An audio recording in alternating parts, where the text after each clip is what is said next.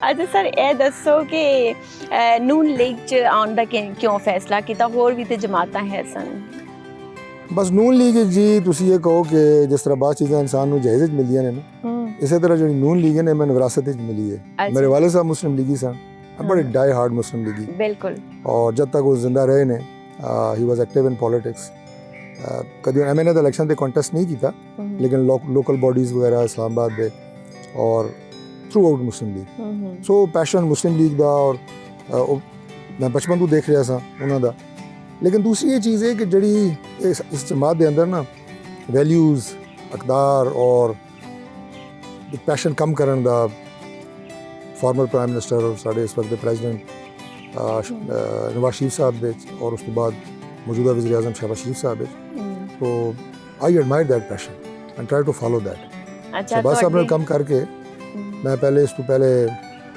पिछले दौर जो साढ़ा 2013 तो 18 का दौर से उसी चीज़ में अलहमदुलिल्लाह वज़ीर सा कैबिनेट मैंबर सा मियां नवाज शरीफ साहब नाल उन्होंने भी बड़ा क्लोज में काम किया तो हुण मैं शहबाज शरीफ साहब नाल काम कर रहा तो यकीन करो कि बड़ा मज़ा आता है और मैं दावे नाल गल कह सकदा कि किसी भी मिनिस्टर की अपनी मिनिस्ट्री जितनी वर्किंग और नज़र है ना उस तो ज़्यादा प्राइम मिनिस्टर शहबाज शरीफ साहब की हर मिनिस्टर की मिनिस्ट्री और उसके काम में नज़र है ज़्यादा फोकस है उन्होंने पता होता है कि मिनिस्ट्री कौन बंदा क्या काम कर रहा है दे रिजल्ट्स के ने और टाइम लाइन्स दे नाल तुहानू चैलेंज देंगे भाई अगले 3 महीने का प्लान 10 6 का 10 इंप्लीमेंटेशन 10 सो बड़ा ही कॉरपोरेट तरीके दे नाल वजारतां दी निगरानी कर रहे हैं और उस वजह तो तुहानू मुल्क को बेहतरी के आसार नज़र आ रहे हैं और मजीद आएंगे इंशाल्लाह ते सर तुहाडे फेवरेट कौन है अगर गल की जाए बड़ा क्लोज हो के नवाज शरीफ या फिर Shahbaz Sharif in the politics they context which केड़े अच्छे पॉलिटिशियन देखिए मियां नवाज शरीफ साहब 3 दफ़ा प्राइम मिनिस्टर रहे ने और साड़ी पार्टी के कायद ने ऑफ कोर्स लीडर ने खुद शहबाज शरीफ साहब कहते हैं वो मेरा बड़े भाई भी हैं और लोकां दी भी एफिलिएशन उन्हां नाल ही आ उन्हां दे नाल भी काम कीता उन्हां दा अपना एक एक्सपीरियंस सी शहबाज साहब की जी काम करने की स्पीड है वो ज़्यादा है अच्छा और डांट भी ज़्यादा सुनने को मिलती है अच्छा जी जड़ा मिनिस्टर उन्होंने मीटिंग करके बाहर निकलता है उसको पूछो मीटिंग कर रहे हैं वो कहता डांट सुन के आए हैं मीटिंग करी अच्छा यस बिल्कुल बाकायदा डांटते हैं जरा जी तुसी सुस्ती करो डांट पेगी तुहानू और उसको अच्छा लगता है कि उन्होंने नज़र है फोकस है और फोकस उन्होंने ज़्यादा तो नहीं है फोकस मुल्क वास्ते है वो चाहते हैं कि जड़ा कम सालों का महीने च होवे तो महीने तक कम दिनों च दिनों तक कम घंटियां that is called Shahbaz speed basically जड़ा तुसी सुनते रहंदे हो बिल्कुल मैं ये भी सुनया मरियम नवाज स्पीड भी देखिए मरियम बीबी का जड़ा चैलेंज सी ना पंजाब विच एज चीफ मिनिस्टर उस तो पहले 10 साल चीफ मिनिस्टर शहबाज साहब रह के आए ने उत्थे वो शहबाज साहब की स्पीड में मैनेज करना पंजाब विच वो इतना आसान नहीं सी लेकिन मैं साड़ी भैन है मैं उस बीबी को दाद देना कि उसने उसको मैच किया है कम करके दसिया है और कोई ऐसा ज़िला नहीं कोई ऐसी तहसील नहीं जिथे मैडम मरियम नवाज पहुँचे ना हो मुख्तलिफ इवेंट्स हर शोबे कम हूँ तुम देखो अनफॉर्चुनेटली जी मुल्क की सलाब की सूरत हाल है कम तो पैशन इस तरह होना चाहिए अगर अल्लाह ने तुम्हें जिम्मेदारी दी है तो फिर अगर ज़रूरत पवे तो तुम दिन रात जाके कम करो सर क्या कहेंगे अली अमीन गंडापुर कोई किरदार निभा सकते हैं कैसी हुकूमत कर रहे हैं वो केपी में देखिए अली अमीन गंडापुर मैं उनकी शख्सियत पर तो कोई बात नहीं करूँगा लेकिन परफॉर्मेंस वाइज जो है वो बहुत पुअर परफॉर्मेंस है और ये मैं इसलिए नहीं कह रहा कि मेरा ताल्लुक किसी दूसरी सियासी जमात से है अब यहाँ ये उनकी तीसरी टर्म है लेकिन अगर आप देखेंगे अभी ये सैलाब की जो बात होती है इसमें सबसे बड़ा फैक्टर ये है कि वहाँ जंगलात की कटाई हुई है बेदरे कटाई हुई है अली अमीन गंडापुर से पहले कटाई बंद थी बैन था इन्होंने आगे खोली अब वो किसी को अगर 50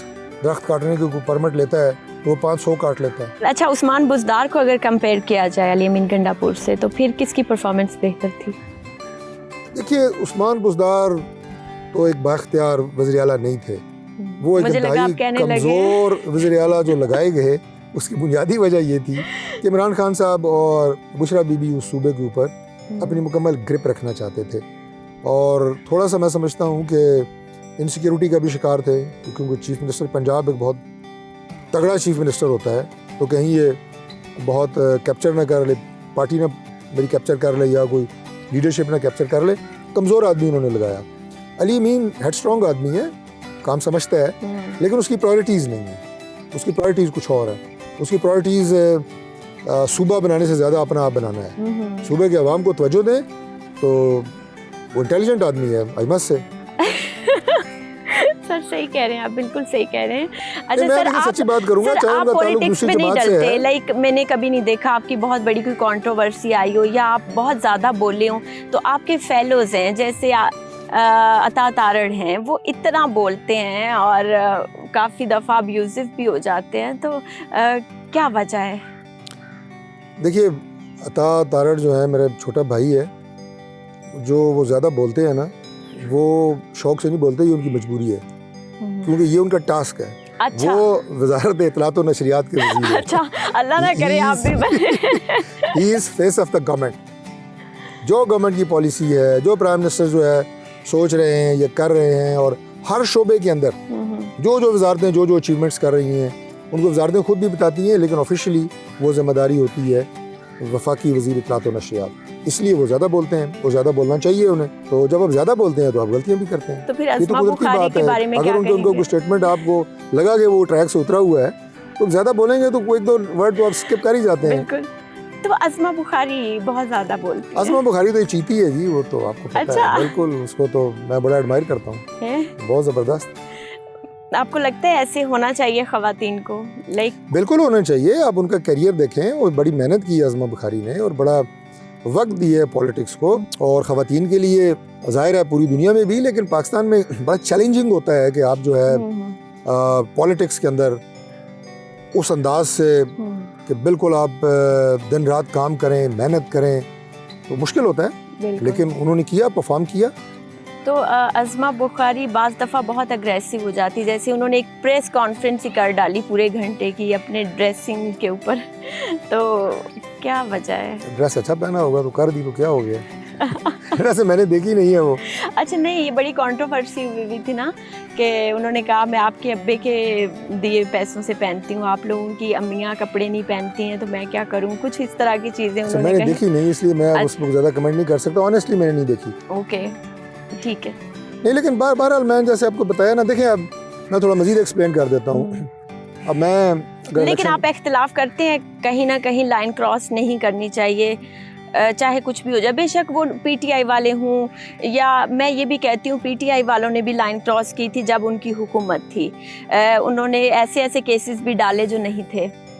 और मैं बिल्कुल इस बात का कायल हूँ कि लाइन क्रॉस नहीं करनी चाहिए, और सिर्फ कॉन्सेप्ट वाइज कायल नहीं हूँ। प्रैक्टिकली अगर आप मेरी पॉलिटिक्स देखेंगे तो आपको नज़र आएगा कि मैं प्रैक्टिकली खुद भी लाइन क्रॉस नहीं करता, और वो करनी चाहिए भी नहीं। हम पॉलिटिक्स में एक दूसरे के ऊपर ज़ाती हमले करने के लिए नहीं आते, ना ये सियासत है, ना एक दूसरे का नाम बिगाड़ने, जो इमरान खान साहब कभी किसी को डीजल कहते हैं, कभी किसी को मुच्छल कहते हैं, ये सियासत नहीं है। मैं इसका कायल ही नहीं हूँ। बिल्कुल बिल्कुल। मैं अपनी सियासी मुखालफिन को बराबर इज़्ज़त देता हूँ, रिस्पेक्ट देता हूँ। मेरा उनसे सियासी नज़रियाती इख्तिलाफ है, ज़ाती इख्तिलाफ नहीं है। बिल्कुल, ज़ाती इख्तिलाफ नहीं होना चाहिए, बिल्कुल ये रहना चाहिए जहन में, और इन्हीं वैल्यूज़ के साथ सियासत करनी चाहिए। और यहीं पे तो पाकिस्तान तहरीक इंसाफ ने लाइन क्रॉस की है। कहाँ? 2 दफ़ा की है जी। एक दफ़ा जब इमरान खान साहब ने सियासत में ये कल्चर इंट्रोड्यूस कराया, गालम गलोच, तू मैं की सियासत, और कोई छोटे बड़े की तमीज़ नहीं, और हर एक के नाम बिगाड़ने और उन पर ज़ाती और रकीक हमले करने, और जिनसे ख़वातीन भी महफूज नहीं। ये एक बात। बिल्कुल। दूसरी बात जो उन्होंने लाइन क्रॉस की, वो उन्होंने सियासत छोड़ दी और टकराव की सियासत का रास्ता इख्तियार किया, और वो भी रियासती इदारों के साथ और रियासती इदारों के सरबराहों के साथ। ये कोई सियासत नहीं है कि आप जो है जनाब सियासत तो मैं कहता हूँ कि सियासी बंदों में भी हयादारी वज़ादारी रहनी चाहिए। जैसे मैंने आपको कहा, मैं उसका कायल हूँ, रखता हूँ।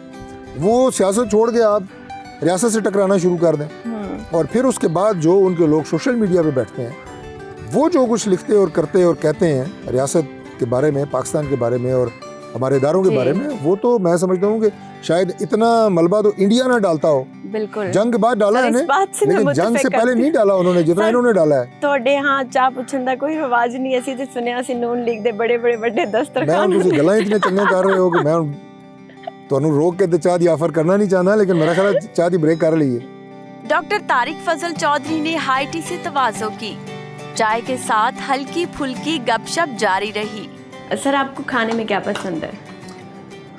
मैं हर तरह का खाना खा लेता हूँ, वो ऐसा स्पेसिफिक नहीं है कि मुझे ये खाना पसंद है और मैंने यही खाना है। मैं देसी खाना भी खा लेता हूँ अच्छा, और उसमें देसी मुर्गी, मटन वगैरह, रोटी भी खाता हूँ, चावल भी शौक से खाता हूँ, और चाइनीज़, सब कुछ खाते हैं, Japanese, मतलब सब Thai कुछ आपका food। फेवरेट है।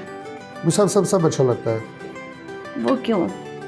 मेरा ख्याल है ऐसा बंदा ठीक रहता है, वो पाकिस्तान में या पाकिस्तान से बाहर जहाँ पे भी हो, ऐसा ही है। उसे उसकी पसंद का खाना मिल ही जाता है। अगर आप बहुत स्पेसिफिक हो कि मैंने यही खाना है, तो फिर नहीं फिर मिलता। मुश्किल होती है। लेकिन आपकी तो फिजिक भी ठीक ठाक है, मतलब आप फिर वॉक शॉक भी करते हैं। जी, मैं कोशिश करता हूँ कि मैं जिम भी जाता हूँ, उसके साथ मैं राइडिंग करता हूँ। ये दो मेरे शौक हैं जो बड़े पुराने हैं। बस आपको बातों पे लगा के मैंने खाना खा जाना है। मैंने ज़रूर खाएं आप, बल्कि ज़्यादा खाएं। अच्छा है। तो आपको पता लगे कि सिर्फ लाहौर में ही अच्छा खाना नहीं बनता, इस्लामाबाद में अच्छा खाना बनता है। सर वैसे आपको कहाँ का खाना पसंद है? मैं तो मुल्तान के खाने की फ़ैन हो गई हूँ। आपने कभी ट्राई किया वहाँ का? मुल्तान का खाना मैंने बिल्कुल ट्राई किया है, लेकिन पाकिस्तान में पहले नंबर पे कराची, अच्छा, दूसरे नंबर पे लाहौर। गुजरांवाला कहेंगे आप? लाहौर। नहीं, अच्छा ओके। जी, अगर आपने सिर्फ गोश्त खाना है तो देन गुजरांवाला नंबर 1। अच्छा जी, बारबेक्यू वगैरह। ओके, मैंने कराची कभी विजिट नहीं किया। आप जाते हैं कराची? ऑफ एंड ऑन चक्कर लगते रहते हैं, कुछ ऑफिशियल भी एंगेजमेंट्स होती हैं, फिर यार दोस्त बहुत हैं, तो ज़ाहिर है वो हमें खुशी फेवरेट जाने सिटी रहता है। कौन सा रहने के लिए बेहतरीन? आप बताएं, आप इस्लामाबाद तशरीफ़ लाई हैं, यहाँ पे जो आपको सुकून, लो ट्रैफिक, ग्रीनरी और टेम्परेचर, इसमें जो फ़र्क महसूस हुआ है, बिल्कुल, मेरा ख्याल है पाकिस्तान का खूबसूरत तरीन शहर है Islamabad, peaceful city. It is. और यहाँ पे कोई आपको उस तरह रश नहीं मिलती, हैवी ट्रैफिक नहीं मिलती, और पाकिस्तान का कैपिटल भी है, और मेरा चूँकि प्लेस ऑफ बर्थ है उससे वैसे ही आपको ज़्यादा एसोसिएशन होती है, तो मुझे तो इस्लामाबाद ही पसंद है। सर जहाँ इंसान पैदा होता है ना, वहीं उसका दिल लग जाता है। मेरा जब नफ्ट में एडमिशन हुआ था ना, तो मैं एक दिन रही थी इस्लामाबाद और मैं रोने लग गई कि नहीं, मुझे घर जाना है। तो आई थिंक उसकी वजह इस्लामाबाद शहर नहीं है, उसकी वजह आपकी एफिलिएशन है जो आपकी फैमिली के साथ है। ऐसा ही है शायद। आप उसी वजह से ज़्यादा उदास हुई होंगी, वरना Islamabad is a beautiful city to live. ये तो है अभी, मतलब और इस्लामाबाद के बारे में एक और बात मशहूर है, जो एक दफ़ा इस्लामाबाद आ जाता है वो फिर इस्लामाबाद का होकर रह जाता है। जी। सर आपको कंट्रीज में कौन सी कंट्री सबसे ज़्यादा पसंद है? कहाँ का दौरा करना चाहते हैं? कोई आइलैंड्स? देखिए, दुनिया के मैंने पेशतर ममालिक फिरे हैं। यूरोप का अपना एक चार्म है, बहुत सारी चीज़ें हैं जैसे कि पहले मैंने कहा वहाँ से आपको सीखने को मिलती हैं, और मौसम यूरोप का मुझे बहुत पसंद है, ख़ास तौर पे इंग्लैंड का। टर्की वगैरह बहुत खूबसूरत है। उसके अलावा अगर आप सेंट्रल एशियन स्टेट्स जाएं, मैं अभी कुछ दिन पहले किर्गिस्तान गया, अमेजिंग कंट्री। और उसकी सबसे ज़्यादा जो चीज़ मुझे अच्छी लगी वो ये है कि एक तो लोग बहुत आपको रिस्पेक्ट देते हैं, बड़े फ्रेंडली हैं, और पूरे मुल्क में जहाँ भी आप फिरें खाना आपको हलाल मिलता है। मुसलमान मुल्क है, बिश्केक उसका कैपिटल है, तो ये जो एक्सपीरियंस है थोड़ा हटके था, लेकिन मुझे बड़ा पसंद आया। तो सर चाइना में तो बड़ी मुश्किल होती है हलाल फूड ढूंढने में। मैं चाइना 2 दफ़ा गया हूँ, लेकिन मेरा चूँकि ऑफिशियल ट्रिप था तो हमारे लिए वो स्पेशली अरेंज करते थे, लेकिन बिल्कुल हलाल फूड ढूंढना भी मुश्किल है, बल्कि पूरे यूरोप में मुश्किल होता है।